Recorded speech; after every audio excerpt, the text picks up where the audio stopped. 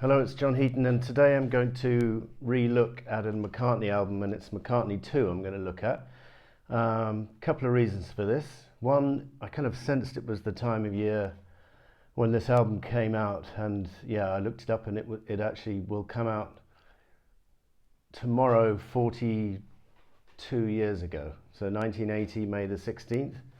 And obviously it was his first solo album for 10 years, and there was a lot of anticipation for this album. I remember the build-up to it because we knew obviously there was going to be a solo album. It was preceded by this single coming out in April. And I always remember, backed with the live version by the way, and I always remember it entering the top 30 at number 7 in the UK. And then it rose quickly to number 2. I forget what it was kept off the number 1 spot by, but great single. Great video. Some people prefer the live version, like I know you, Adrian Allen, prefer it. I prefer the studio version. I think John Lennon in an interview said he preferred the studio version. He couldn't understand why the record company had promoted the live version. The advantage of the live version is obviously you get Paul's genuine vocal, whereas the studio version, he has sped up the speed of his voice. So you might say it's a bit artificial, but I think it works really well, and it's a good dance number, and it was a big hit single, and it's got a great video to go with it, where Paul dresses up as all kinds of different people, and Linda as well. So that was the background. But another reason I wanted to do this review is because I picked up the very special copy. When I say picked up, I ordered it from Discogs, not all the way from Japan, but from Italy actually. A Japanese copy of McCartney 2, and as you can see, complete with the beautiful Obby strip. And in case you didn't know, the track Frozen Jap on side 2 is renamed Frozen Japanese for the Japanese version, because they probably thought Frozen Jap would be offensive to Japanese people. Same gatefold with the inside of the Obby, and then the lyric sheet I'll show you in a minute. Well, I won't show you the lyric sheet. It's on the Odeon, EMI Odeon label, so slightly different from the Parlophone black label from the UK. And I won't show you the lyric sheet, but there's a very interesting insert here. The lyrics in Japanese, if you'd like to see them, and a bit of commentary. But what's interesting here is a message from Paul. Hello to all my fans in Japan. Here's my new album. Hope you like it. Hi. There, written in the middle in English. And obviously the background to this is in January of 1980, when Wings arrived at the airport to do a tour of Japan. Paul was busted for pot, and so the whole tour was cancelled. So there were a lot of McCartney Wings fans left with tickets which they were next to useless in terms of going to see a concert. They'd probably be worth quite a bit these days as collector's items, but there were a lot of disappointed Japanese fans, because I can't remember the last time. I think he was refused entry in '76 as well, so because of similar former marijuana convictions. So I don't think he'd actually been to Japan to tour other than since the Beatles did in '66. If I got that wrong, please correct me, someone. But anyway, so I thought it was a nice touch, because he didn't write a message, to my knowledge, to any other fans of any other country. So a nice touch there, I thought, for the Japanese fans. So very happy to pick that up. That arrived on Friday. So this album came out, I very much associate it as a spring, early summer type album. It's got that feel to it, and as actually was recorded in the summer of '79, the previous summer. The second single was Waterfalls, by the way, is the picture sleeve with the lyrics here. And then I have a 12-inch single of Temporary Secretary, backed with Secret Friend.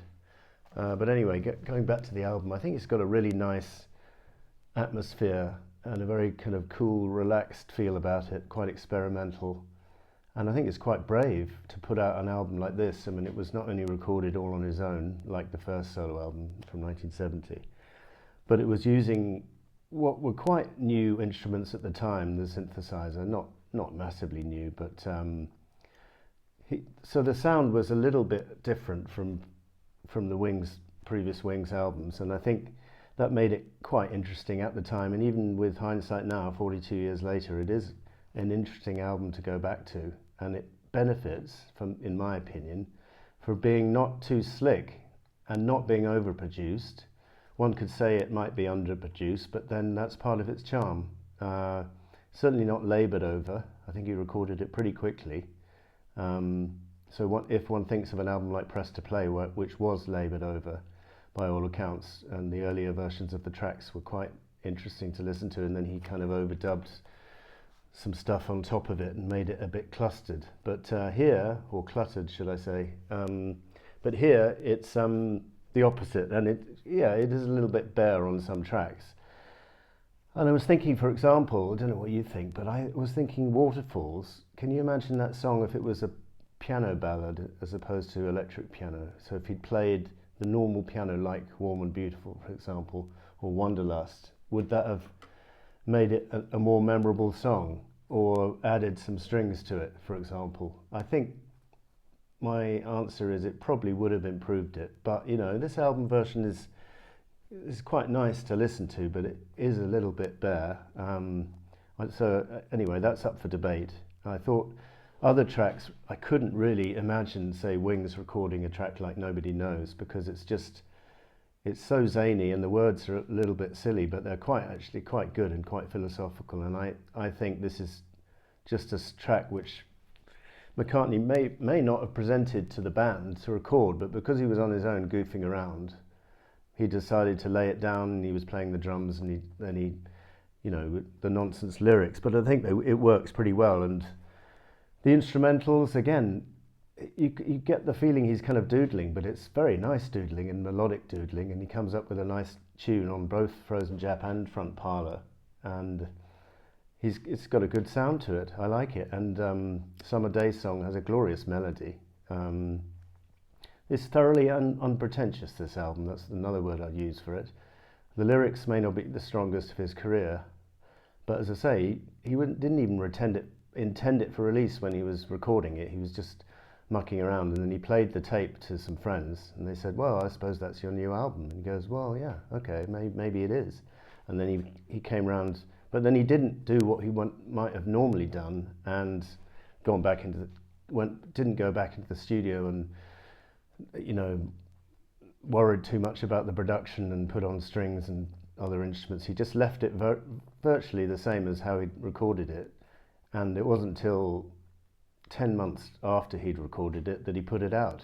And I think the only reason he did put it out is because the future of Wings was a bit uncertain following the Japan bust, and maybe he wanted a breather from all that, and fancied going solo, and especially after Wonderful Christmas Time had been an effortless top 6 hit the previous December. So that's McCartney 2. I'll just show you the Obby again. Lovely Japanese copy. You've got the Japanese writing here down at the bottom, and I was just delighted to pick that up. And I think the archive edition does a very nice job of collecting all the songs from the sessions on the second disc here. So you've got outtakes like Blue Sway, the B-side to Waterfalls, Check My Machine, and Secret Friend, the B-side to Temporary Secretary, and then you've got the live version of Coming Up, which had never been on a McCartney album before, or maybe it was on the US copy of All the Best, thinking about it. And then Wonderful Christmas Time is on here as well. So actually I've noticed they didn't include Rudolph the Red-Nosed Reggae on this archive vinyl, so that was a bit of an omission. But thank you for watching. I thought it was high time to revisit this underlooked album, and we'll see you next time.